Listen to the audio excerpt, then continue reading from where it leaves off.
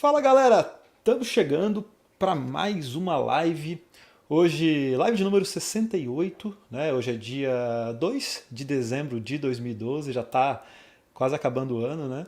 E agora são meio-dia, a gente está numa live em horário excepcional, né? A gente já andou fazendo, acho que a live com o Zé Valim também foi nesse horário, né?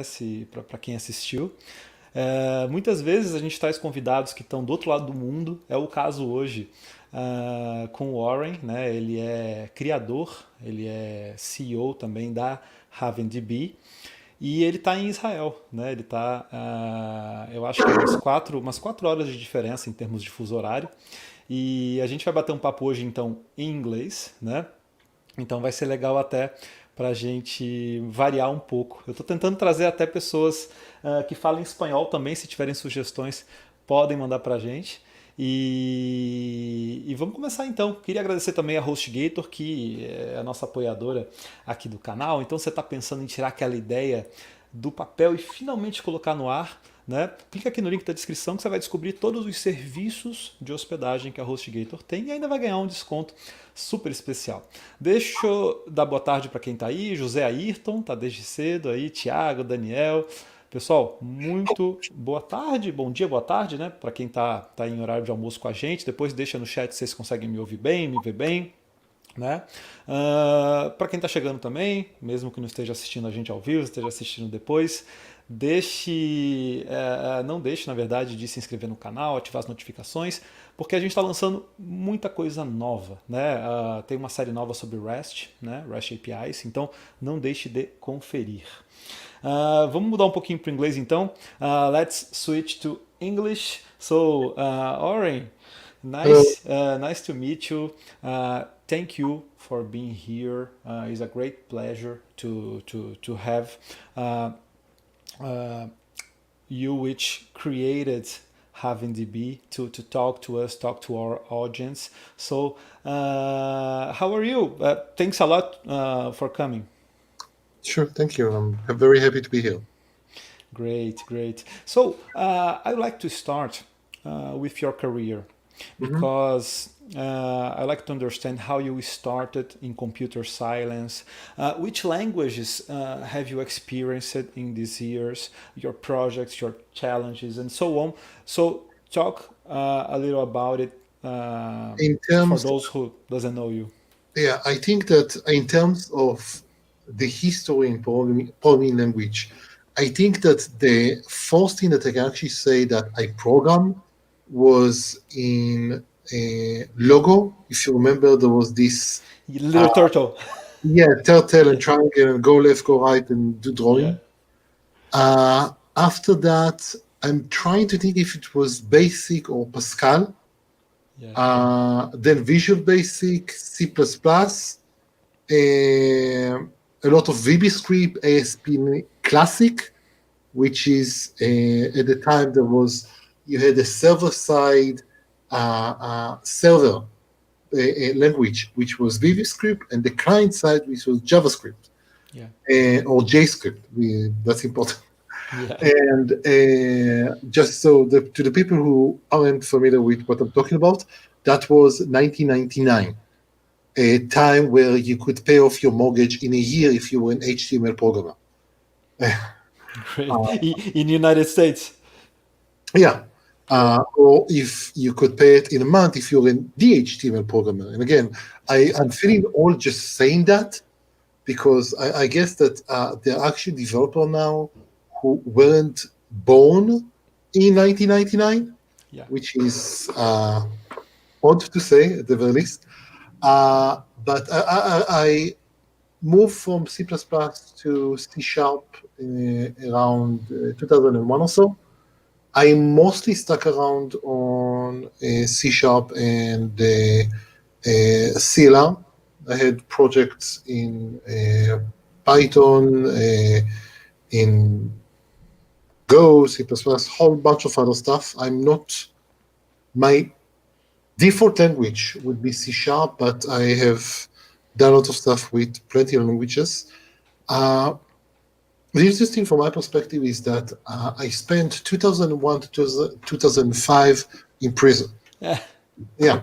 I got to the army. They told me, you look like a nice guy, go to prison.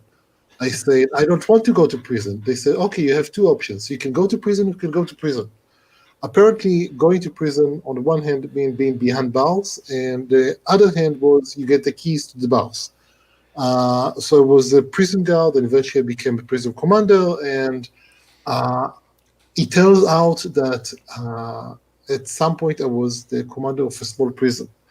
And that's, by the way, not an experience that I recommend, but that's one of those things that I wouldn't do again for any amount of money, but it was very important for me personally. There is this notion of immersion therapy. And I think that taking a nerd and throwing them into prison, and all you do for years on end is talk to people and motivate people and try to do that, is quite interesting in a horrible kind of way. But I had some times in prison, and apparently most of the things that you do in prison is just wait for something to happen. At least as the commander, that's what you do. So I started, that was 2004, 2005. So at the time, blogging was a major, major thing. That was the social of the 2000s. And I read a lot. I started my blog. I wrote a lot of open source projects. In particular, I was very involved with the Hibernate, which is an object relational mapper project, and custom framework, which was a whole bunch of application fundamentals. Spent a few years after the army as a consultant, and eventually I ended up working primarily on Hibernate, on database and database performance. And what I almost always did was I would go to customers and I would look at their system, and then I would go away and cry. And then I would come back and tell them, okay, here and here and here, you're absolutely abusing the database. And I'm thinking to the level where I'm going to call the cops, and I'm going to take away your keyboard. You should not be touching a keyboard anymore. Now, the problem is that I wasn't dealing with stupid people. I was dealing with talented, smart, and highly motivated people who ended up in a really bad situation. Before the show started, we actually talked, you and me, about Yossi. Now I mentioned that you're using Postgres. Yeah. Now, this is a database that has been around for a while, has lots of features, and highly respected. But without even looking at your application, and I used to have a bet with my clients on that, I can pretty much guarantee that it would take me around 1 hour to 2 hours top to find a select and plus one, to find unbounded queries. Now, this is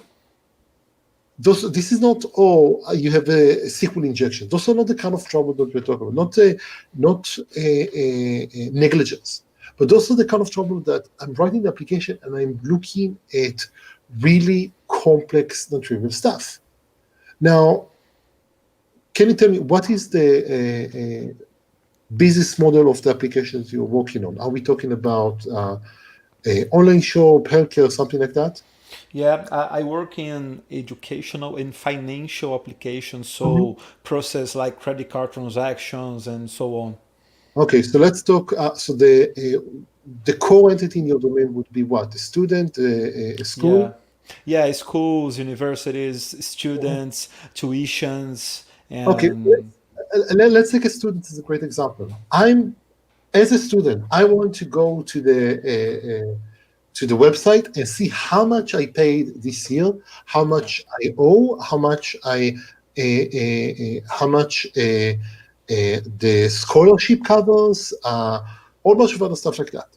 Now, that's going to be, some of my money is paid by my father, some of the money by my mother. There is some scholarship, and there is another scholarship that I might qualify at the end of the year. And just saying that and trying to think, okay, how much of the database do I need to touch to render a single student page is insane. Because now the problem isn't with the database. The problem is that you are forced to build the system out of tables that, and if you need more complex data, then you have more tables and more tables and more tables. And in the end, the cost in complexity and number of joins and queries that you need to do in order to render a single page is huge. And let's say that I want to look at my as a admin person, I want to look at the list of students that have enrolled in a particular course. And I want to see how, did they pay or did they not pay? So I'm getting 200 students for this course. And for each one of them, I'm going to have to issue all of those queries just to figure out. So the task that suddenly seems very simple. I want to be able to show the admin for the CS 101 course, whatever we need to go and call to, hey, you haven't paid, is not trivial, not because of the business modeling, not because there is something complex in the business, just because of how we store the data. Yeah. And I kept seeing that over and over. Pretty much any kind of application, people just roll over because of that. And what I end up doing, I ended up going and fixing that. And in some cases, I had great success. I had one case, I was called to a customer and they had this trivia. And the application was all about manipulating this trivia of how you do things and how much further stuff. Opening a level in the trivia could cost you 40 seconds of a user waiting for that. And they brought an absolutely excellent DBA, and he worked on that for a couple of months, and he managed to reduce the performance by 50%. So instead of taking 40 seconds, only took 20 seconds. And I came in and I spent 2 weeks and I reduced the time to 5 milliseconds. Now, the way that I did that was to say, this is impossible to run in SQL. I'm going to create a service, and that service is going to be the model that we have of the model behind this review, and I'm going to keep it all in memory. So instead of issuing 400 queries each time that you click an item in the review, I can manipulate everything as an in-memory data structure and give you the results immediately. A lot more complex to implement, but 40 to 20 milliseconds to 5 milliseconds, there was no issue with that. Eventually, I started working on tooling to, I can show it. 1 second. Can you see my screen? Oh, yeah. Now it's on screen. Okay, great. So eventually, I started working on tooling to provide you with that information. And there is a good one here. What is that? Okay, you can see that it gives you all of the actions that are happening inside, all of the warnings. And here we go. And now we can start giving you alerts on all about. Can you zoom a little bit more? Yes. That's not helpful. That's reversed. No problem. Oh, okay. Yeah. Perfect. Yeah. This works. So the whole idea is that we provide you with a way to look at what's happening in your system, and then you can look at things like that and start getting alerts about common issues. Now, I worked on that for a few years, and it was really upsetting because people kept falling into the same traps. And I kept saying, this is killing me. Why you keep falling into the same traps? And eventually I realized that the problem wasn't with the people what they were doing. The problem was with the environment that they were forced to do that, because a relational database is something that make it very hard to deal with complex data. So I started, and again, this is now 2008, 2009. So at that point, I started looking into what's going on with what's the name, with no non-relational databases, no SQL databases. And I looked at CouchDB and Mongo, and there was Project Voldemort and a whole bunch of other things, React. Again, I feel like I'm giving a history lesson at some point. And some of them were flat out amazing in the capability they offer. And, oh, you want to tell me that I can actually store complex data structures and operate on them? But they had one common issue. All of them were about very, very sharp edges. It was like juggling knives. As long as you keep, the knives in the air, everything is okay. It looks really impressive. But if you sneeze, if something happens, then you have to pick up your fingers off the floor, and you can't do that because all your fingers are on the floor. So I decided that this is not a good idea. So I started dreaming. I'm talking literally. I remember waking up at 2 a.m., looking at the ceiling, and there is an architecture diagram, like in my head, projected on the ceiling of how different processes are handling this. And I'm looking at this and saying, oh, I could build that. I could build a database that would work, that would allow you to create non-trivial systems and allow you to do that in such a way that you don't have to deal with all of those sharp edges. So that's how RavenDB came into being. You can see it right now, and that was a decade ago. We've been running RavenDB in productions for since November of 2010, and it has gone through. You can see this is the 5.1 release, and it got through a lot of changes and improvements. And but that's basically how I got here. Yeah, and you start by yourself, totally alone, or someone? I started by myself. I work on that. I remember I actually did not want to write this.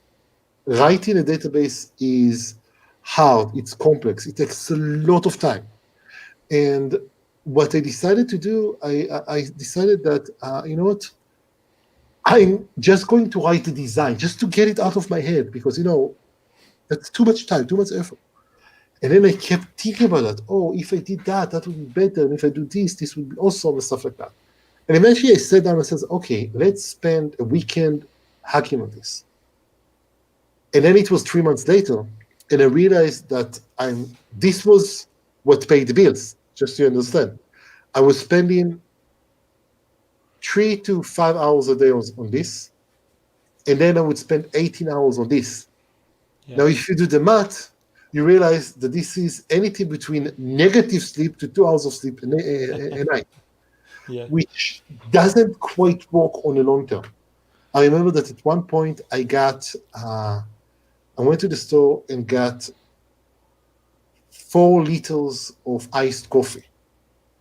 And I stayed up for 48 hours just coding. And it feels amazing, but then you crash. And if you do that on a regular basis, that will burn you out. So at some point I got a mirror and I had a discussion with myself about, okay, we have to have an iteration. You cannot keep doing that. You will kill yourself, all sorts of stuff like that. Very encouraging thing for me to say to myself. And I decided to have a business plan. And the business plan was, okay, I'm going to spend 3 to 6 months on this. I'm going to prove to myself that this is not a viable way to make money, and this is not something that you want to do. And then I would go back, to what actually paid the bills. This is it. And I was actually able to have a release in 6 months. And a few months later, after the 1.0 release, I actually managed to get the first actual paid clients. And it started just snowballing from there. Just to give you some idea, at that time I was working on this salon. I had attracted some members of the open source community to help me with some things. And right now we're talking about 30 plus people who are employed to work on this on a full-time basis. And that's it's actually, when I'm looking back at this, there is a very linear progression of, okay, I started this, then this. So there is a very structured way if you look back.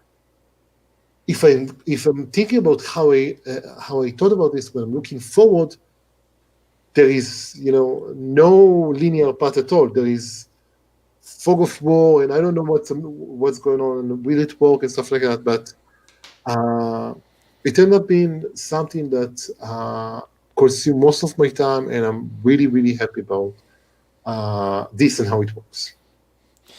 And you know that that's a huge challenge because besides being very hard to build a database, you know that I'm also a JavaScript teacher, and in my courses, the exercise that I use is exactly build a kind of SQL database which you can accept commands, queries like select, insert, update, and then you parse it with regular expression. And then you create like a model of objects to store the data and retrieve and so on. And then use Node.js to like persist to the disk using the file system module.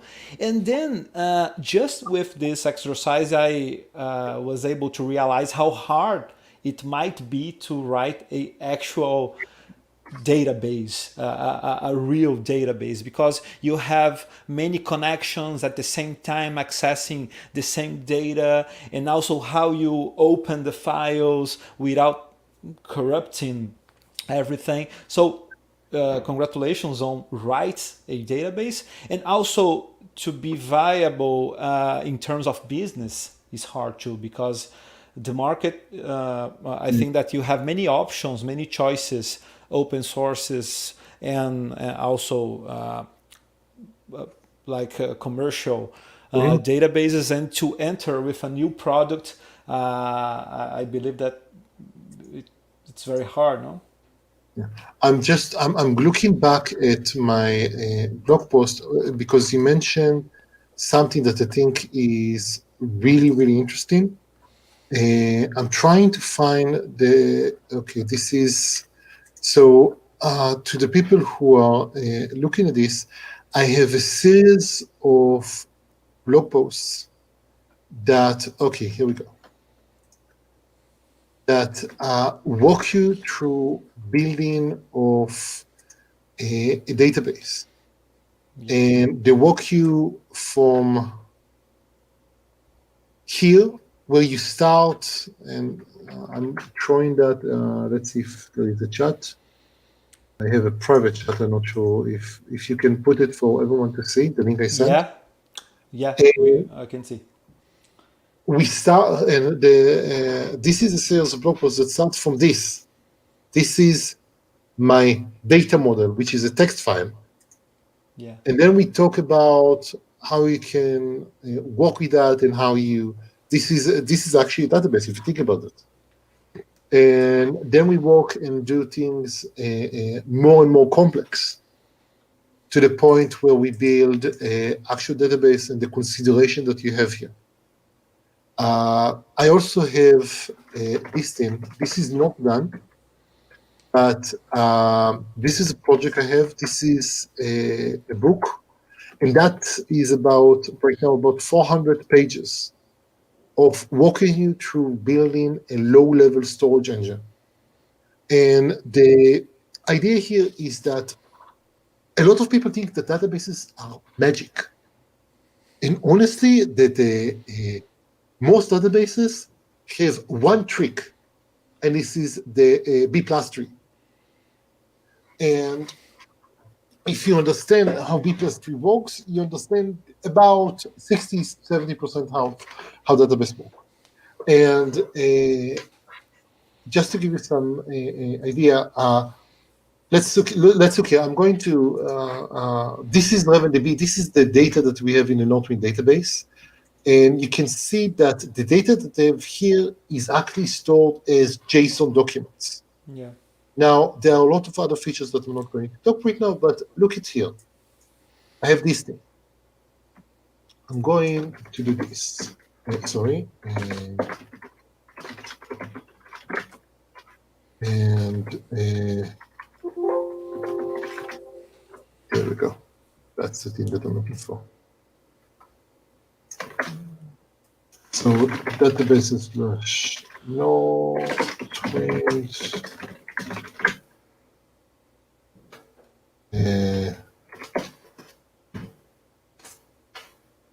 Oh, I have a double L. Okay. So what you can see here, this is the actual structure of a B plus tree. Yeah. Now, notice this is a B plus tree that has 1,000 items. In here, I have a different database. This is a database that is 1.5 terabyte in size that has 1.3 billion items. So I'm going to run databases slash library slash, and where is the...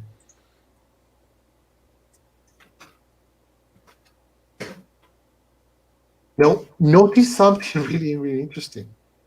It happened almost instantaneously, and now we are going to just, in this case, I think I messed myself up. It's going to try to download quite a lot of information. But you can see that the size of this thing, now I'm able to query on top of the already existing structure. So the ability to work with terabytes of information, or hundreds, 1,000 documents, something like that, all of that is based on the same concept of the simple B++. The interesting about databases is that a lot of the cost isn't about the storage, it's about the utilization. So for example, right now I have this thing, which allows you to look at an order and order an employee and an employee's JSON document that is, you can see that has some structure. Here is another example of, okay, now I have an order, and an order is a JSON document that shows arbitrarily complex. So we have an array of objects and all sorts of stuff like that. Now, if you think about that, from the point of view of the database, and I'm going to close this because otherwise I'm going to have to try to pull, I think it's about 170 gigabytes of data just for the B2 structure. But you can see that here you have the orders, and the orders just point to some data. Yeah. That is this thing. So the next thing that I want to do, I want to be able to query on that. So I'm going to say something like, let's say companies search one A. And here are the results. Now notice that even though we have not a significant amount of money, it took quite a lot of time. But let's see here. Now this takes a lot less time. Now, what happened? What happened was that we ran a query. The query went to the database, and then the database started thinking, hey, I don't know how to process something like that. There is no index on the company collection, on the company field in orders. So it said, okay, now I have to scan through the entire thing. And it works. This is how database works if they don't have an index. But what happens if you have a lot of data? In this case, the cost of scanning through all of this data is so prohibitively large, then in some cases, if you do that, the system itself will die. Now, with Raven, what happened is that we said, okay, we have to go through the data anyway. Let's go ahead and create an index. So the next query on this is going to be faster. Now, the other thing that we have is, let's say, now search for employee.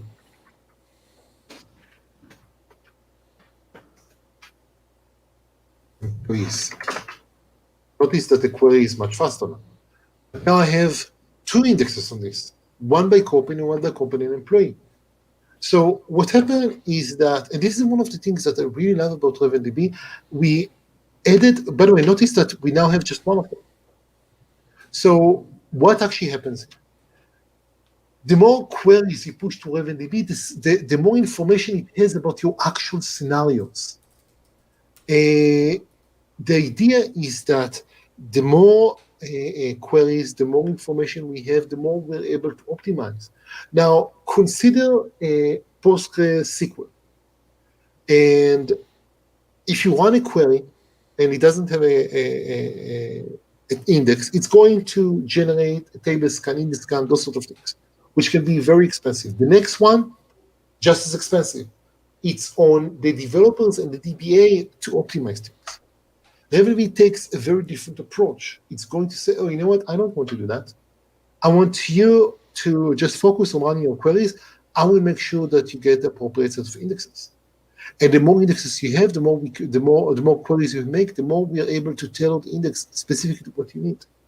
Now, the old index here, we kick it off. It's no longer required, no longer necessary.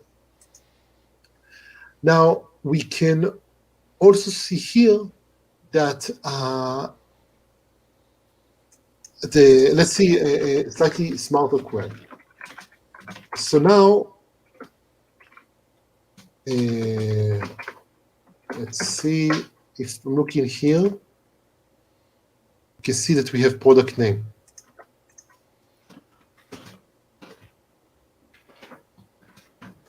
So now I'm searching for Outras. Now I'm doing a full text search on Outras. Now notice that the things that I don't need to do, I don't need to think about it, I don't need to worry about things. I'm running a query, I get the appropriate indexes, RavenDB takes over everything. Now I can also do it here, and again, I'm going to the terabyte database, and I'm going to, and this is, just to give you some idea, this is a library database, and this includes quotes from all sorts of books. So right now what I'm going to do, give me a term that we would like to search on. This is like book titles? No. A word from a book. A book that you liked. Name of a book. Clean code. Clean code. Let's see. So, okay, here is clean. And it probably didn't find anything about code. Let's see. Let's see if we have something about codes. It's a like. Yeah, it does a full text search inside the term. Now notice what's going on. Notice that we're able to search over the data set, again, terabyte data sets quite quickly. Yeah, very fast. This is an experimental machine that we have. This is running on ARM Graviton 2 instance. But I can show you something similar here. You know what? Let's search employees.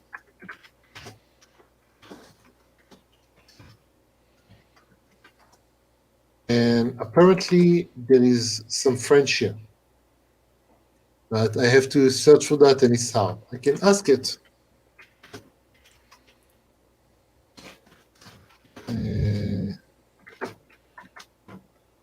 You miss a H in highlights. Yeah.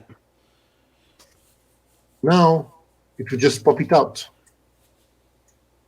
So those are the kind of features, and you can see here that we have the HTML for here is French. Yeah. And it says it's supposed to print it in yellow. Now the whole idea is that this is quite a lot of fun for the developer, because a lot of features that you tend to struggle with are just there. For example, let's say that I'm searching for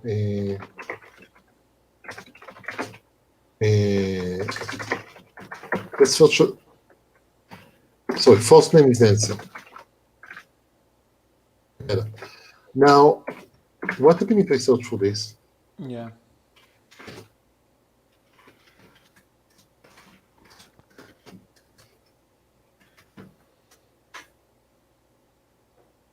You can try to imagine why this is important. Yeah, This it's like a phonetic search, no? Yeah, no, it's actually, think about it. It's not about this. It's not about phonetic. It would find it because what happened, we're asking here something that is very interesting. We're telling the database, hey, you know what? I want you to give me answers on what data do you have in the database that the user meant when they were searching for this thing based on the first step. Now, if you think about it, I don't know a developer who haven't at some point or another run a query on Google and then realize that Google found you the result that you meant, not what you searched for, but what you meant to search for. Now, I used to have a client that kept saying, oh, I want you to, how do you want to implement this feature? Oh, just like Google, just like Google. So I sent him an invoice for $18 billion. Yeah, 18 billion. That's a lot of numbers. And he called me and says, did you forget a lot of decimal points? I said, hey, you wanted me to do it just like Google. I give you the Google budget. Match it, I will give you whatever Google has. And that actually led to an interesting discussion where every time that he reduced a feature, I dropped a zero for my invoice. By the way, don't do that with real invoices. The IRS does not think this is funny. Anyway, so we are back to here, and the idea here is that a lot of those features are things that look like magic. But if you think about it, what we do behind the scenes is we run a string distancing algorithm, Levenstein or a bunch of other things that we have available in order to figure out whatever this is what you want. For that matter, let's look at this query.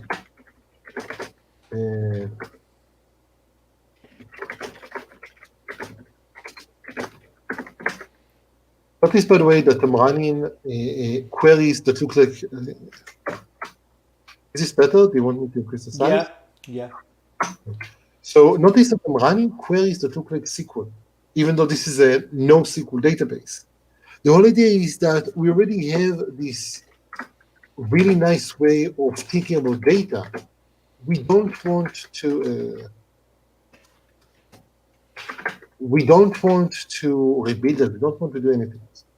Now, in this case, if you consider that and you have expertise with Postgres, what is the cost of running this query? Yeah, very expensive. No, try to imagine. I'm sorry, not the cost in time. What is the cost in complexity? Because what this does, it has to go over the entire thing. So the cost is supposed to be O of n, because that's what I'm asking. Give me the answers of everything. And even if I'm doing something like this, give me the top 5. And we're able to actually give it to you with almost no cost. Now, if I'm going here, and if I go here, and I'm going to do the same thing, but I'm going to do the same thing. Go by book. Now, this is interesting because I have about 7. No, I think that in this case I have something like, where is that? A.big. Let's see how many annotations I have. So I have almost 500 million annotations. Now, in this case, RavenDB does something really interesting. It says, oh, I take too long to give you the results. So notice that I'm still processing your query, which is really interesting. What do you mean still processing query? Here is the results. Order by count this. And now let's see what it's doing. What it's doing, it is now thinking about this query, and it started to run this. Now it's going to even with the speed that it's going through, about 50 50 to 60,000 items per second, it has to go over half a billion. But the queries that I have right now, are really fast. Now, what's actually going on here? RavenDB is doing something called MapReduce, which means that instead of having to go over the entire data set every time that you run the query, we remember the sort of operation that you do. So let's go here and let's see this thing. We'll give it a second. And seriously. Now you can see that those are all of the entries that we have for this book, 1027. And there are a total of 87 counts for this book. Now, we're going to let it run for a few minutes, and we're going to see how it works, because what's going on is that we're going to compute the cost of everything. But instead of having to compute it every time that we run this query, I can compute it once and then keep it up to date. And once I have enough queries, I'm going to show it. The reason that I'm showing it to you on this particular database is to show you what happened. You can see the rate that we have here. Show you what happened when we work on big data sets and issue those sort of queries. Because if you want something like that on most relational databases, for example, this is going to consume the entire set of resources on the server, which is obviously not something that you want. One of the things that RavenDB does try to do very hard is to make sure that you're always up, you're always running. This is why if you run a query and it takes too long, we give you the result that we have right now and continue on. Because otherwise you're going to be just say, okay, the application is down. Everything is waiting on this local network. Let me show you. I think that a lot of the listeners are actually Node people. Yeah, so, JavaScript and Node, yeah. So this is the API that we typically use. You load the document, you open a session, you load the document, and then it's modified, concept changes. So this actually gives us a unit of work. This gives us the ability to modify the data, to modify the objects in my memory, and just concept changes, this happens. RavenDB is also a transaction database. Look here, I'm creating 3 different objects, three different documents, and I'm storing them, and now I'm calling concept changes, and this is a transaction. So all of them would be saved or none of them would be. Now, I think that I mentioned earlier that I'm much more comfortable with C#. So I have this piece of code here. You can see that I have a user. This is the code. This is the entire code that I have here. So open a document store. This is how you access RavenDB. Initialize that, and then just start running this. Now, the code for the Node version is the same thing, but this is lowercase. Now I'm just going to run this right now. And this is going to start showing up here. And this is just going to start writing. Notice that it takes about 160 milliseconds to ping the server. This is actually, so RavenDB can run on the cloud, and we have RavenDB Cloud to run it, or you can run it on premise. I actually have it running on here, which is a Raspberry Pi. Right. And by the way, just to give you some idea of the numbers, on this machine, this is a Raspberry Pi 3 running with a SD card. We can do more than 13,000 reads per second and more than 1,000 writes per second. So on larger machine, this is much more important. In this case, I'm running this in AWS, in the cloud, in US East. So this is why you see this latency on my system. Now, the most important thing here is that we actually run it as a 3-node cluster. We can go here and look at that. Go here and look at this. Here's a 3-node cluster. This is the current leader for the cluster. Now, I'm going to look at here. And this is interesting. I don't have any writes here. I don't have anything here, even though I'm writing. And if I'm going here, I can see that the constant write going on. What actually happens here is that node B is the one that accepts most of those writes right now. So let's go to node B, and I need to authenticate, and I'm doing that using X509 certificate. And in a few seconds, we'll be able to see that, okay, here we have a few requests per second. Now, the reason that we have that level, that number of requests per second is that the latency, each time I have to go back and forth to the server. This is why I don't have any higher numbers, but now I can go and see, okay, here are my writes. Makes sense. Now, what I'm going to do right now, I'm going to be pretty nasty. I'm going to say, hey, node B, go away. I want you to die. Now, this is one of those things, in a few seconds, you will be able to see that node B is dead. Bye-bye, node B. Notice that node C took over. And you can see here, this is where the failure happened. You can see because it took us slightly longer to send this write. What happened was that we tried and we failed to do that. Node B is now restarting, still down. My client code has no idea that this happened. I'm still accepting more writes. In a few minutes, the node B is going to go back up. And then the other nodes in the cluster are going to be pushing data to it. So one of the things that we really care about with RavenDB is the idea is that you don't need to really think about stuff. If you think about that, setting up a system with failover and high availability and those sort of things, this is how. This is a non-trivial problem. I have here this book, Designing Data-Intensive Applications and Database Internals. Both of them are excellent if you want to know more about how database works. And they cover a lot of the issues. Oh, by the way, notice that we're back up now. Yeah. They cover. And let's go to this node.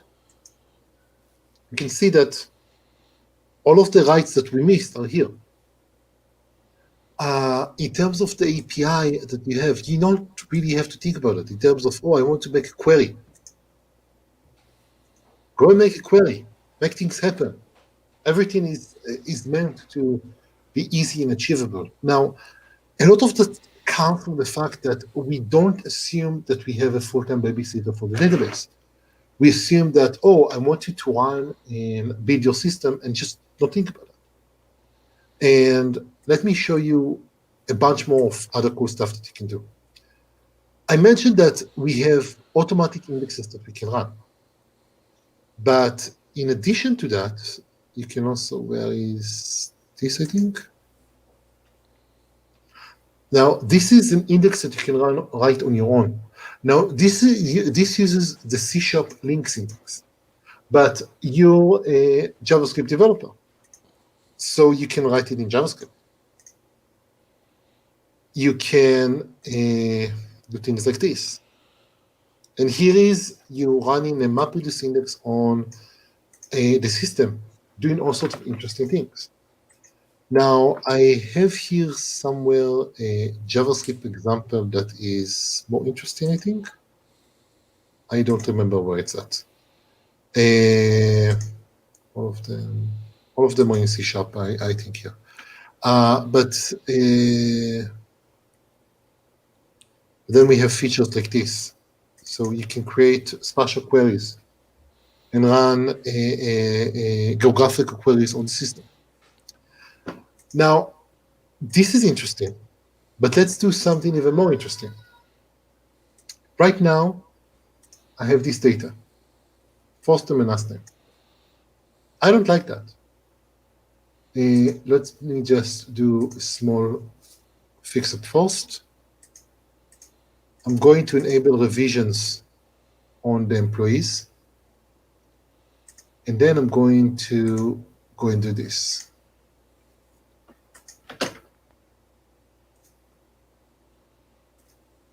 So what you can see here is that I actually have the ability in the database directly to look at the revision that you have, to look at the data that you have modified and understand that. So Like just a time series. It's like a, not time series, but it's like a event sourcing on data. You have the revisions. no, in this case, the revisions, Yeah. this allows you to see the changes in data, to see an audit log. For that matter, let's say that I don't like this. Let's fix that. So for some reason, in many NoSQL databases, what I'm doing right now is really hard.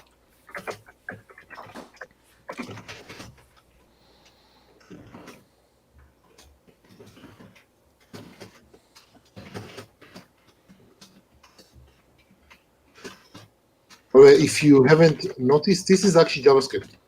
Yeah. So I'm going to run this. This is going to work. That's an oopsie. See that? I have a typo here. What did I just do? Okay, so what we have here, this is called data corruption. And that's the point where you head wall as hard as possible, then you hope that you have a backup. Yeah. Alternatively, you can go here, and let me just kill it because we keep running this again. You can go here and say, you know what? Let's go back in time. I think 1 minute would be sufficient.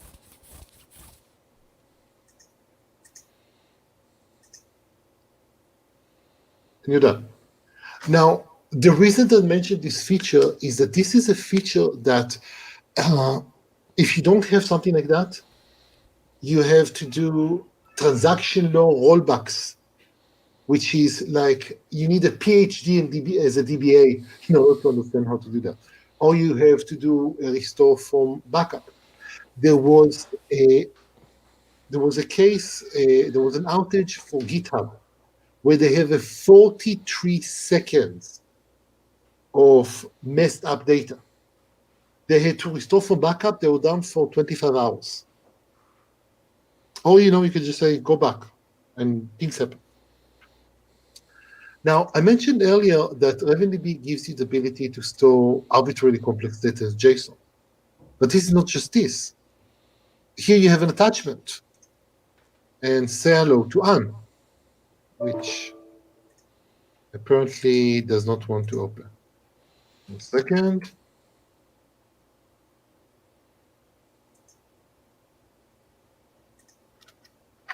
Here is Anne. She appears to be very happy to be in the picture. Yeah. Now, the whole idea here is that, okay, now I have the ability to store binary data that relates to this. Now, in this case, it may be the employee photo. It can be X-rays in the medical system. It can be the scan of the ID in your billing system for education, those sort of things. Now, another thing that might be important is, and you mentioned here, this is time series. So right now we have the ability to look at your heart rate over time or any sort of data. Well, this particular value doesn't matter. But what matters is that we want to look at how the data changes, how something happened. And I can go and do stuff like this. And it's not, there is one. That's not, let's say 5 minutes. And apparently, that is strange. It's supposed to give me a nice graph, but you can see that the data is here. And it gives me the ability to ask all sorts of interesting questions. This is annoying. We need to fix that. That's a bug. Let me see if I can show it here. That's by the way, the live testing. That's the live instance that we have. You can all go there and run those sort of queries immediately. And let's go to employees. And let's see if I might have used the wrong item here. Here we go. Oh, there we go. Yeah, so you can plot the thing, you can do all sorts of really interesting details. Now, so this is the employee system is something that is pretty simple. But let's go to companies and see what we have here. Now you have a more complex time series with multiple values. In this case, this is the stock market, the stock price over time. And again, we can do that on a monthly basis. And apparently, I wouldn't invest in this. That's too high and down. Here is the average of, also that's the volume. And okay, it's going down. Probably not a good company. Yeah. Anyway, so the idea here is that let's do that on a 7-day basis. So all sorts of stuff like that you just have the ability to work and operate on. RavenDB also has the ability to, I think we have it here, to do this. This is a counter. This is a counter, and this is probably the silliest feature when you start thinking about it. This is a way for you to store an integer. Now, when you think about it, why not store the integer here? Here is an integer. Why do I by the way, this is just, we're using emojis as the property name. This is equivalent to doing this.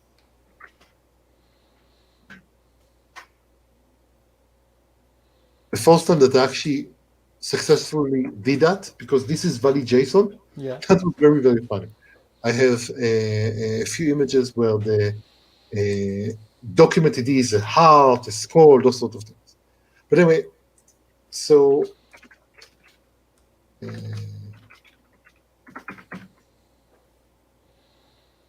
just to understand, this is just the name of the counter. Now, why does it matter that we have something like this? This is product 76. Let's go to here, product 76. And now I want to increase this to 7707. And in here, I want to increase it to 7707. Now, what I'm going to try to do, notice quickly, I'm going to switch and try to create a race condition. So I did something really interesting.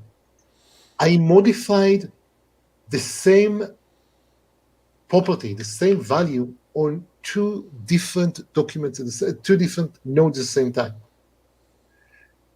And what ended up happening was that I got the right value. And the reason for that is that counters in RavenDB are meant for high frequency values, things that, such as download counts, rating, those sort of things, where you expect to have contention on the value. So this allows you to resolve the contention, to aggregate to the final value. Again, this is a small feature, but it's indicative of the kind of attention that we pay. Okay, here is a scenario that matters. Let's make it as easy as possible.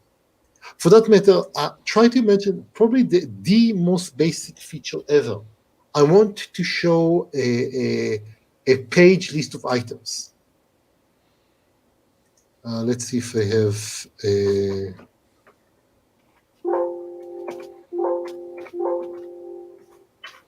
paging query results.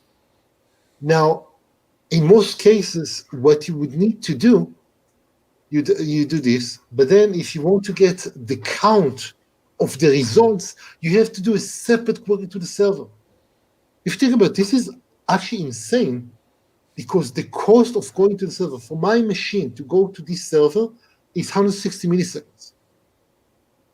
So issuing another query just to do the count is insane. What you can do instead is just give me the statistic of the query.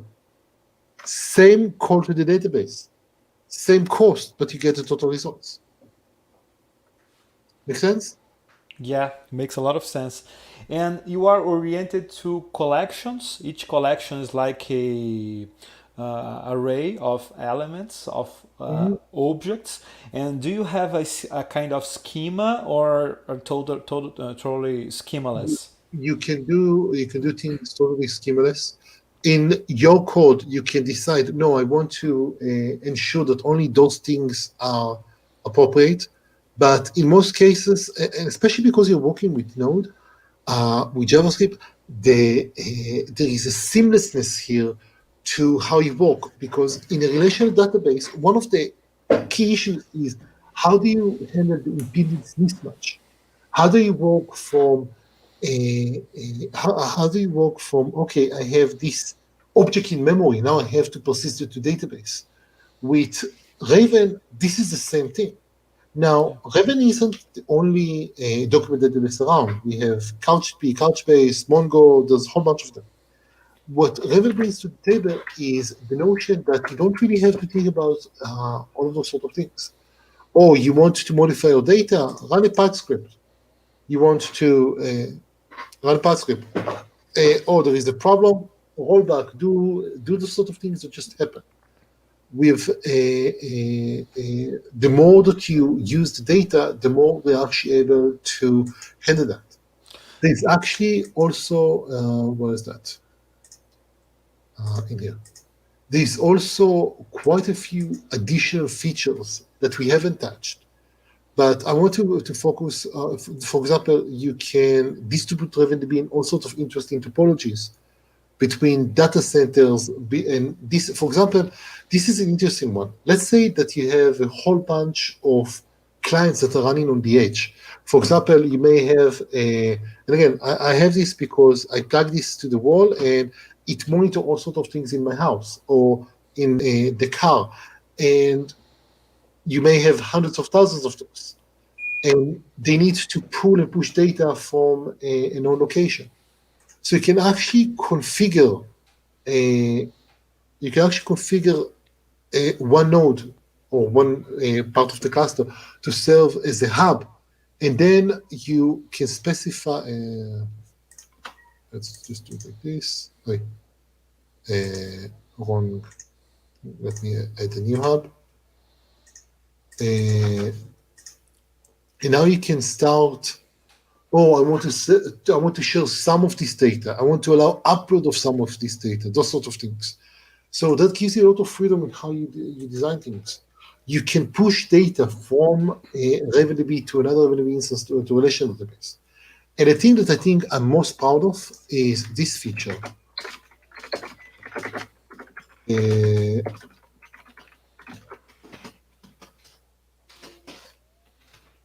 And this looks like a really trivial thing. Okay, I'm running a query, here are the results. But the reason this is interesting, this is not a normal query. This is a subscription. RavenDB will call you with a bunch of documents, and you can process them. And then once you're done, you're not actually closing the connection. You're still there waiting for the next document that matches query. So you, in your case, again, going to the bidding and education, you might want to say, okay, whenever a new student is enrolled, he didn't have he doesn't have a scholarship, then we need to see if he's applicable for this or that or something like that. And that's a way to handle business processing, backend integration, all sorts of really interesting things, because this is now something that is persistent, is reliable. If the server goes down, like we saw before, and let's do this again. Node B is not, it's not a good day to be Node B. Let's go and see here.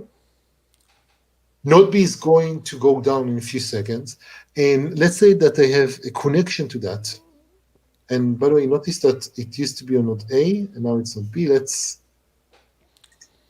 and now it moved.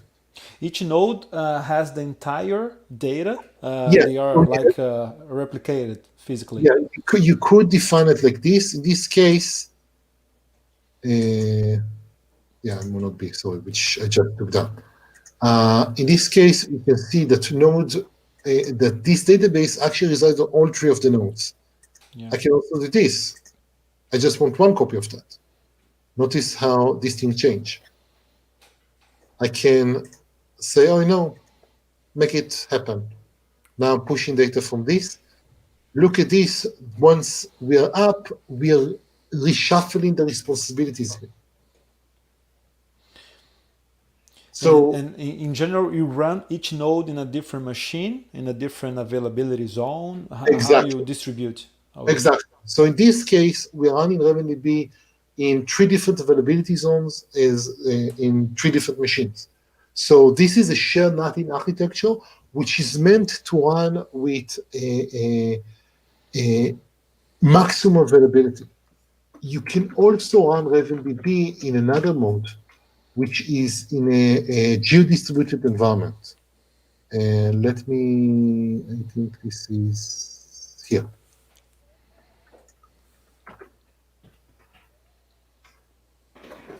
So now you have 2 clusters that are running on different data centers.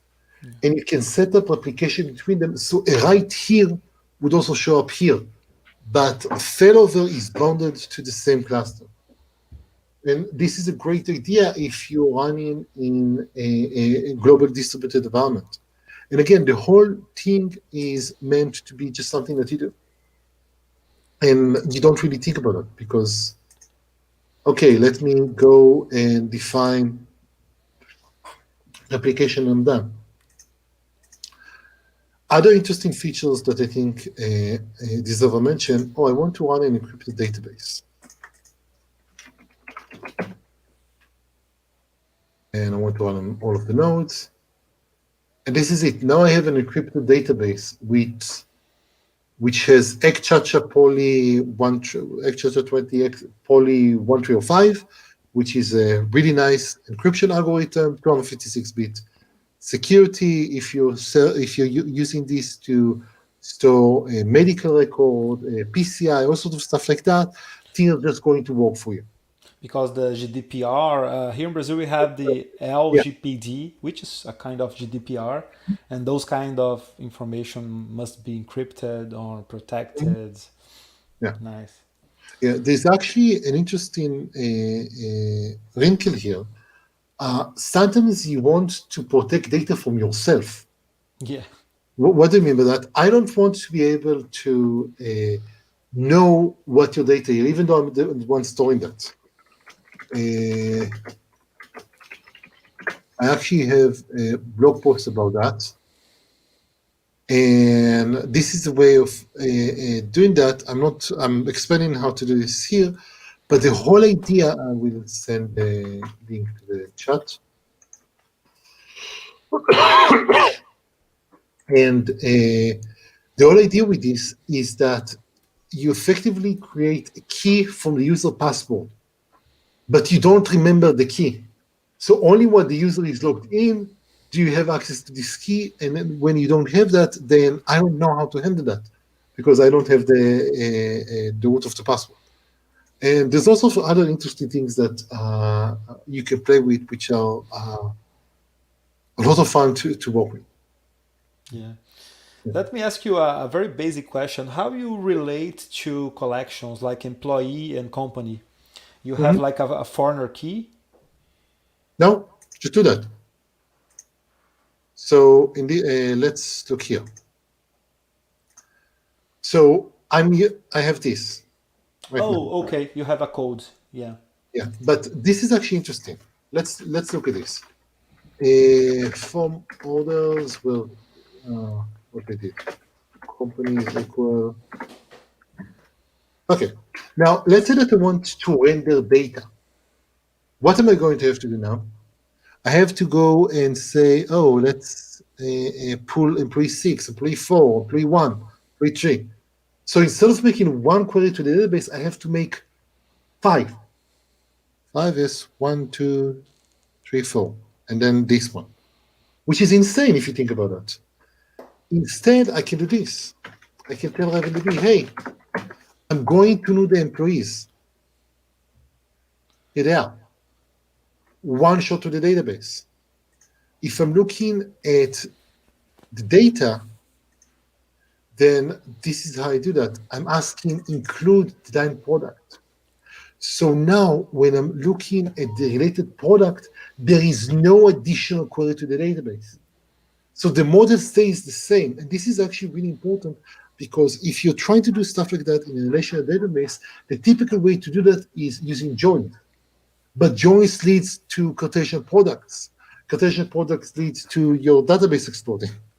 They also lead to enormously complex query plans.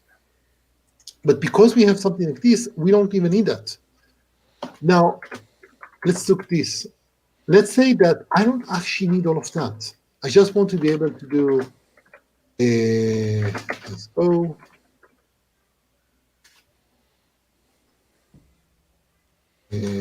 Ordered it, and I can just project that. But I also want to see the company name.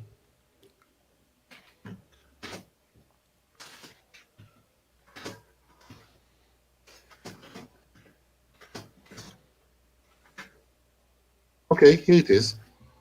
Great. Oh, you know what? I actually don't want the company name. I just want this last part.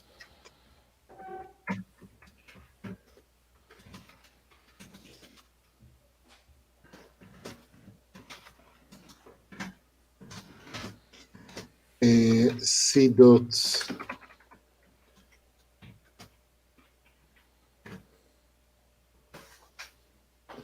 So I have the ability to write JSON here. Yeah. And it's JavaScript. You know what? I don't like this.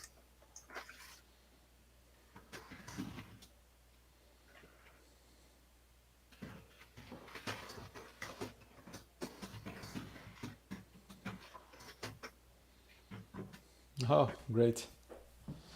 Oh, you know what? Right. Yeah, you can write functions. Mm-hmm. Now, let's say that I want to do something like this. Notice that here I have the reports too. Let's say that I want to get the list of employees that you report to. So, and I think that well, ID is ID. Okay. And let's see.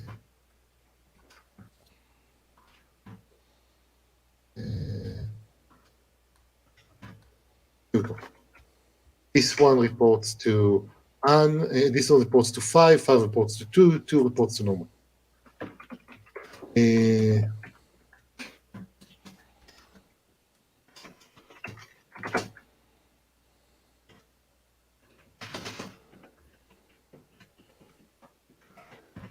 So just to give you some idea,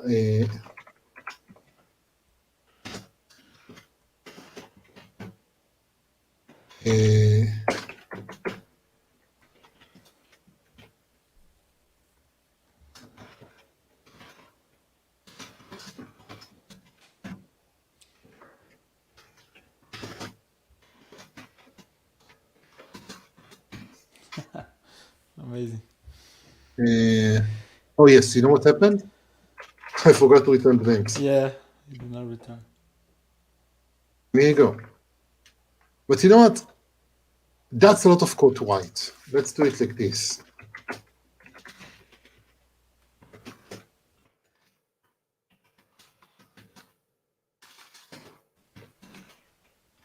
And this does a graph query.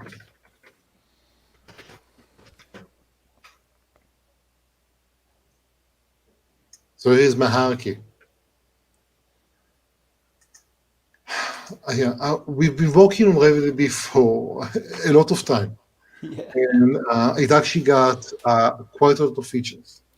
I think that one of the more interesting secret features is, you can see it here, the amount of attention that we put into giving you information about what's going on in your system. So I already showed you before that you can look at here's the traffic watch, here is running system. By the way, this is a cloud system. You see all of that in production. So there is a whole bunch of messages going on here that might be interesting. I can go in here and start looking at what's taking space on disk, a bunch of really interesting details that you might need, that you don't have to try to dig up. You don't have to try to find that. The design principle of RavenDB was around that we want to ensure that you don't need to fight the database. You have a database that would fight for you. Yeah, it seems to me that you have a lot of not like bad experiences, but sometimes while you were a consultant and then you bring to RavenDB everything you dream, everything you want to see in a database, don't you? Every time that we saw an issue that repeated itself, we fixed that. And it's ridiculous how many times you run into that and it says, oh, no need to think about it. Because we fixed that. It's no longer an issue. Move on and let's, build business value, not try to figure out what the system is doing. And it seems to me that it's perfect for like a platform as a service software because you can deliver the entire experience to the developer. Look, you have the connection here, and everything else we handle to you. Pretty So much, yeah. scalability, backups, and everything. Let me show. Let me show. By the way, I will show. I'm going to run this again. I want to show you something that's sort of fun. Just one. You mentioned backups. Just to notice that this is already backed up because we have a automatic backup option. And again, this is not something that you really have to think about. It's just something that works. Now, what I'm going to do now, let's say that I don't have enough capacity in my system. This is running one of the lowest tiers that we have. So you know what? I'm going to say, let's move from 2 cores, 2 gigabyte to, let's say, 4 cores and 16 gigabyte. Now I'm going to hit save. And we're just going to see here and let it run. Now this is dead. This doesn't pay attention to that. Why? Because we have the automatic failover. The system keeps running. And we'll keep accepting write from the system. Everything is happening. In about 5 minutes, we're going to be able to replace the entire cluster with more powerful machines. At the same time, the backend code, and again, the backend code has zero error handling, zero things that you need to really think about. Go away. Okay. This is the entire code and the class definition. And let's see if this is up already. Not yet. But it will be there in a few seconds. And the whole idea, so there are 2 issues here. One of them is when you're running on premise, on your own cloud, on your own cloud machines, on your data center. We have a lot of clients who are banks, healthcare, those sort of things. They have regulations from here to there about where you can put the data. But at the same time, when we have a lot of customers who are running in the edge on industrial robots, on point of sale systems, those sort of things. I told the guys here that you're running for. Oh, you say it's up. You see? Yeah, it should be a very hard system to test. How do you approach tests? Do you have like a automated test suite? How do you deal with that? Because you have many features, many situations that is hard to replicate, hard to So simulate. let me. Oh, come on.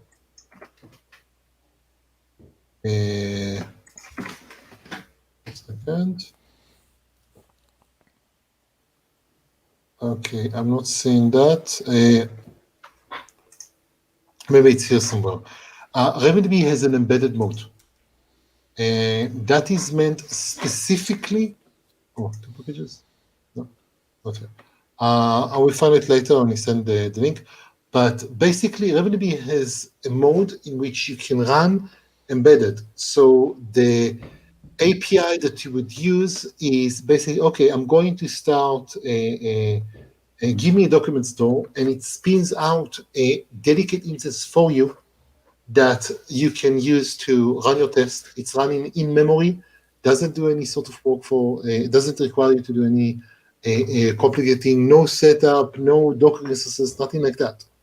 So that allows you to actually run your test in a predictable and a quick fashion.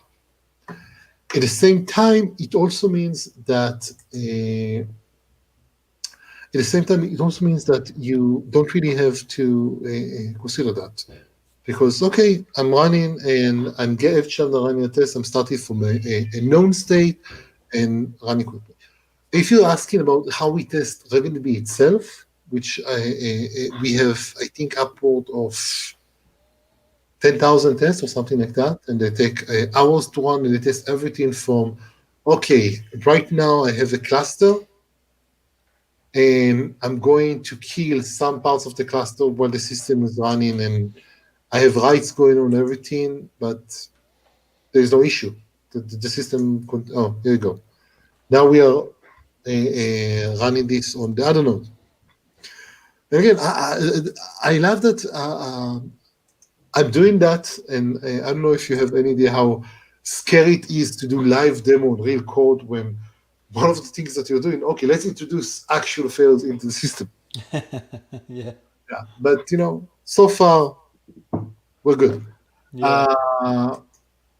But yeah, things are happening and changing. We don't really need to think about it. The ownership of I like to think that the ownership of headache is supposed to be on me and not on you.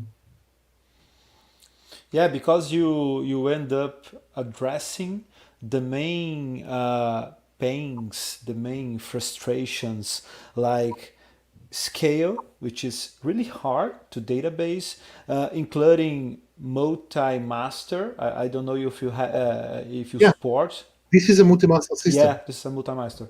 Yeah, is it very hard to find a great solution that is actually trustable, and because of these decisions that you have to make when you have two versions of the same data at the same time in different locations and you lost connections. It's like the cap theorem. you know Mhm. uh, Yeah, we know a lot about that. By the way, now that the index has a chance to run, this is the big data. This is the big database, and you can see that previously we had just 87, so it fit in one location. Now we divided the work, and if I would be able to find something that has more items, you can see that, okay, 1,000 here, add a few other thousand here, this is the total that we have here. So when we query, and again, we're querying a terabyte data set, the query itself is quite quick. yeah. This, but not this one, because this is interesting. RavenDB has noticed they took a lot of time to run this. I'm going to disable the cache and run it again. And this is going to take slightly less time. The more work that we do with RavenDB, the more information we give it, and the faster we are actually able to provide it with the information. Because we learn. By the way, notice that now Node C is being upgraded and not much of other stuff like that. The one thing I think that you mentioned about a services approach, I want to show you something. Let's say that I have here secrets. And let's go here and change that to secrets. No, sorry, this one. Now,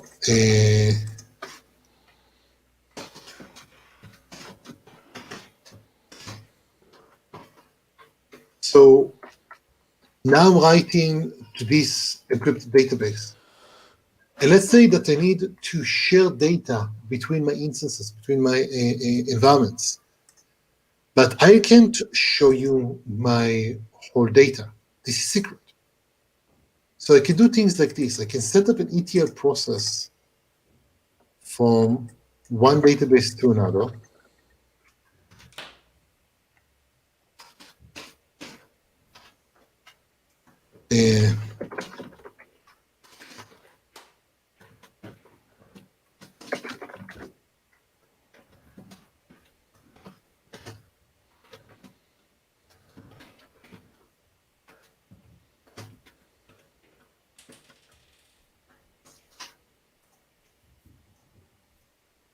Okay.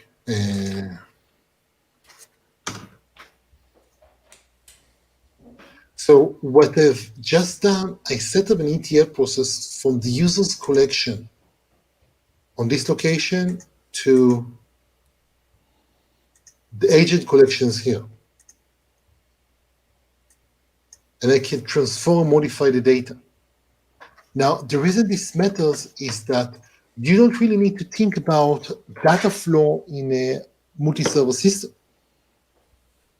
Think about it. Now we have defined a part of the a service contract, which is it is going to push data out.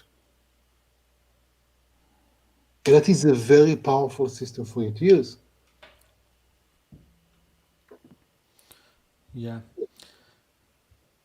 that's really nice. And then you transform the data.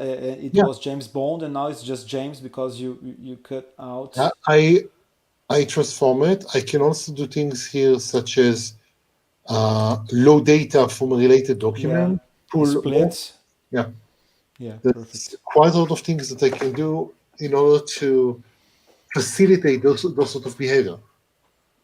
Yeah, that's a lot of amount of work you have. What's the size? What's the size of the team? Right now we have about 30 people. 30 people. Yeah. And the developers, is it hard to find skilled developers for this project, because it is not the average kind of developer Yeah. that may working on this? I think that we did the math and we hire from the funnel that we have is about 500 CVs to about 50 follow-ups to the CV. So typically that would be phone interviews, some questions that we ask, and then about 10 get to the point that they are actually invited to an interview, out of which we offer to one or two. So effectively, it's 1 out of 500 that we start with, but more like 1 out of 50, 2 out of 50 of the people that we actually start the process with. Lemar Jr. works with you in this project, no? Sorry, Lemar. Yes, Lemar, yeah. sorry, Elamar. Yeah, I didn't get the pronunciation. Yeah, Elamar worked with us on quite a few things, and we actually have teams actually on 4 continents now, something like that. Yeah. And it's funny, we are always distributed in hubs, and COVID meant that most of us now work from home. But I can't wait to get back to the office and actually talk to people face to face, because it's so much better.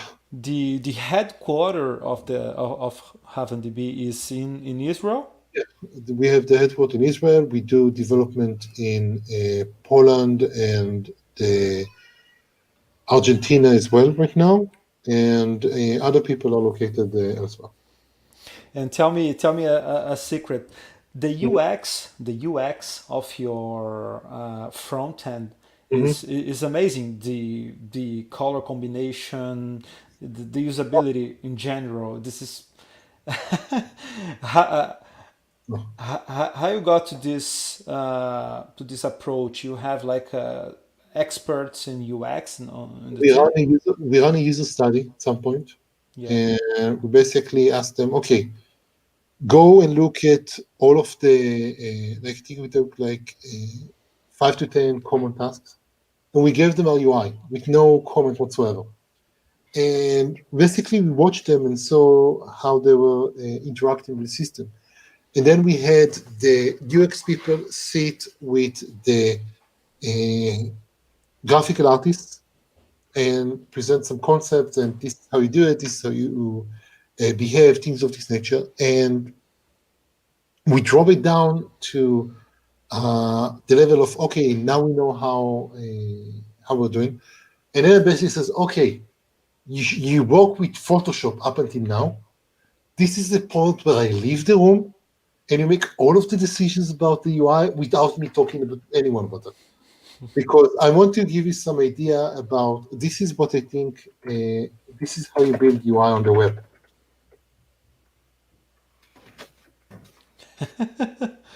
Table oriented, yeah. I mean, this is how I did it. And by the way, in Notepad, that's how I used to do action In the visual. in And the it 90s, yeah. wanted to change it. Yeah. Yeah. So the backend, the UI backend for that is knockout with some other stuff. Beyond that, I would have to confess ignorance. But this is just to give you some idea. When we did the summary for the release, we had a big release in the fall edition where we did all of the UX study and we did all sort of performance improvement and stuff like that. But one of the things that we did was we did a summary of how much was spent on each subsystem. And the user interface took 35% of the work. So try to imagine that, okay, I'm building a database, and 35% of the work of building a database is just the user interface. And again, that comes to, I need to be able to show you the information, and I need to make sure that you understand that it is presentable and all sorts of stuff like that. And the funny thing about that is that I ideally hope that you use that as a developer and never have to think about this again. Yeah. And as you know, this is effectively, the server is sitting in somewhere just running for years on end and no one really thinks about it. Yeah, the developer experience with RavenDB looks very nice. And about community, do you organize events around the globe? Do you We, have like a strong community? You are, of course, working very close to the community. We are here talking yeah. about Heaven. Talk about a little more about community. So I think that was one of our major strengths for the get-go. I started the community for the project even before we had a project. So we have one of the primary events is this thing, which is the mailing list for RavenDB, and it goes to, I don't know, there's quite a lot of messages here, but and you can see there are a lot of people who are interested in talking about that. And this goes all the way to, I don't know how to go far enough back in time, but basically it goes all the way to 2009. And the interesting about this is that because we started the community, we got a lot of feedback and features from them. For example, just to give you some idea, which is absolutely insane, the automatic indexes feature was something that I was absolutely convinced is impossible to write. You cannot do something like that. And I got into an argument with a developer called Rob Ashton, who is amazingly smart. And eventually I said, you know what? Go and write the code. I don't think you can do that. I don't think it's possible. Go and write the code. Show me I'm wrong. He went away, and a day later he come back and he shows us that I'm wrong. You can't do that. And I'm like, wow. And that's 10 years later, I'm showing that in almost every demo because this is still a unique feature of RavenDB. Now, the include feature is something that we struggle with a lot. How do we make it work? And then someone in the mail list suggested, oh, how about if you do this? And like, light bulb moment, stuff like that. We do a lot of stuff with the community. We used to do regular conferences, go to other conferences, but we also had our own conferences that we run. I'm currently doing almost bi-weekly webinars that take you through a lot of the intricate details of what you can do with RavenDB, how it works. By the way, I actually have there you go. So I have a webinar that talk about just this, just how you use TypeScript with Raven and the whole guidance for that. And that gives a lot of information. That gives a lot of interest to the users, I think. And that creates tight feedback loops. Because one of the things that I really care about is that the support for RavenDB is not meant to make us money. So RavenDB right now, if you go here, there is the cloud pricing, or you can go to the on-premise, and we charge you for the license. There's a community edition, there is a free developer edition. If you're running on the cloud, there is a free edition here, but after that, you pay for what you use.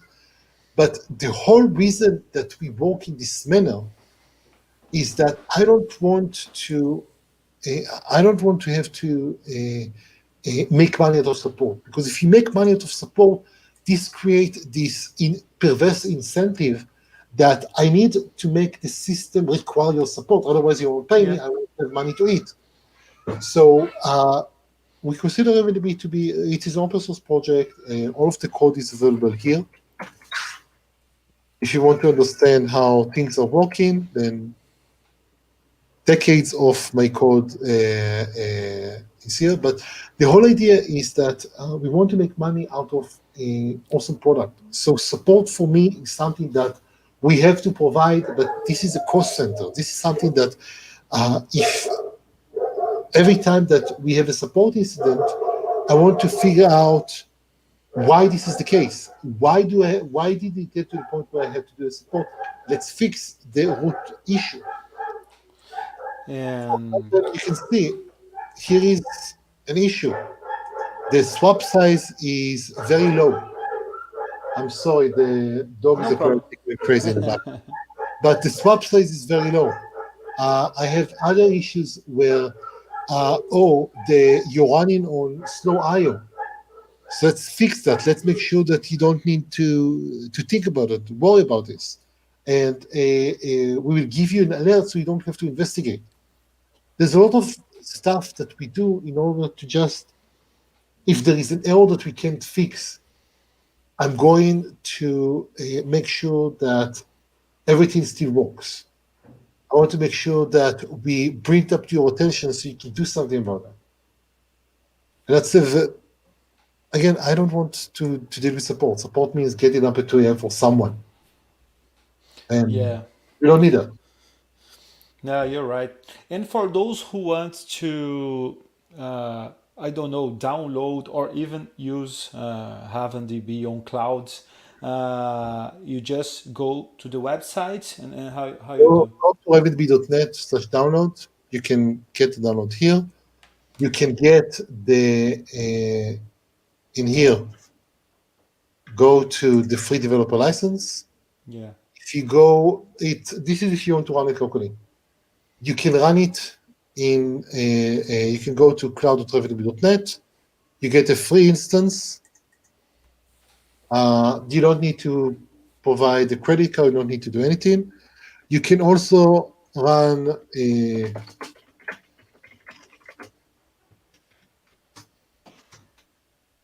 Wait a few minutes and it will show up.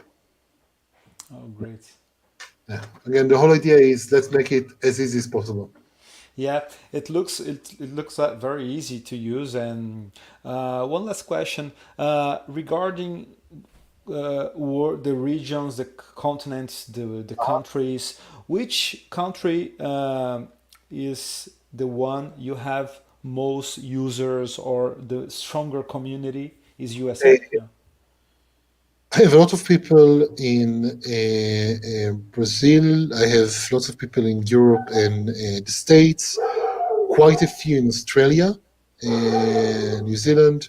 Relatively few in Asia in general. Africa, I have very little. That's the rough. That's the rough outline. Also, people in Mexico and Canada, obviously, but basically the entire world except here and here. Yeah, almost the Really entire depends. globe. Yeah. Great. This is a wonderful project.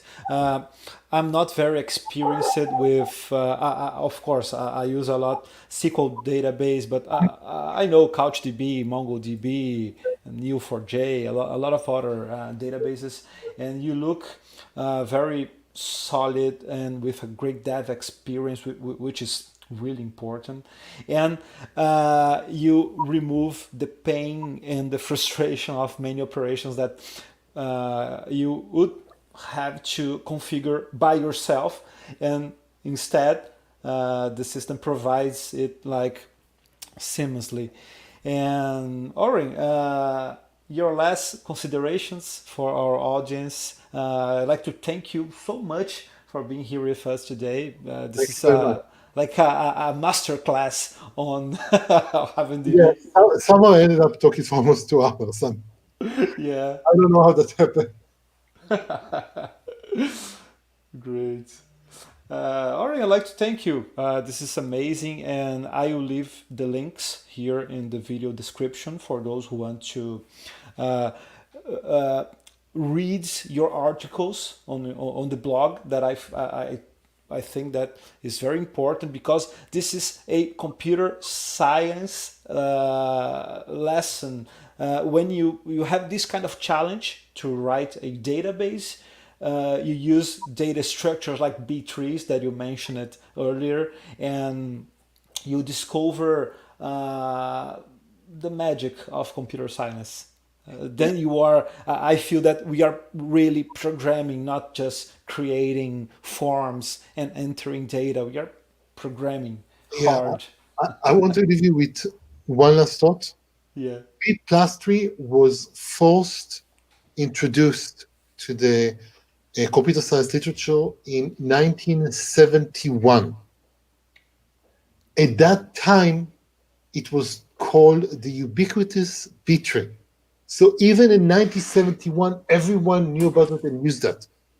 It just, apparently no one actually thought about writing it down before that. And this is amazing to me Yeah. that in 50 plus years of computing, we're still using the same algorithm, the same thing in. And if you think about it, a lot of change. The right now I have a phone here that is more powerful than my main development system 10 years ago.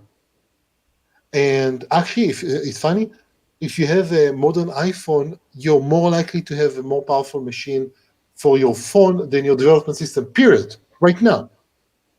But think about the kind of system that we had 50 years ago, which was, okay, a system that cost millions of dollars, but the algorithms are the same. The fundamentals are the same. And it's fascinating. I mentioned earlier the database internals and designing data-intensive applications. I would strongly recommend go and read them. They're amazingly detailed, and they give you, even if you're just, I'm a front-end developer. I don't know how I don't need to know how all of the backend stuff works. But once you realize that, okay, B-trees and a way that database used to store data, then you realize, okay, this is why inserting sequential data is so much faster than inserting random data. That has actual implication on how you use things. That's important. Great. Yeah, that's it. Great. Thank you a lot, Oren. It is a great experience, a great pleasure to listen to you, to listen to all of your thoughts and the things that you showed. And I wish you the best. I also will suggest you many other communities here in Brazil that would be very pleased to listen to these kind of histories and the things that you have already figured out how to how to address. So thank you so much, Aaron. Wish you the best and see you soon. See you in the events, maybe another time.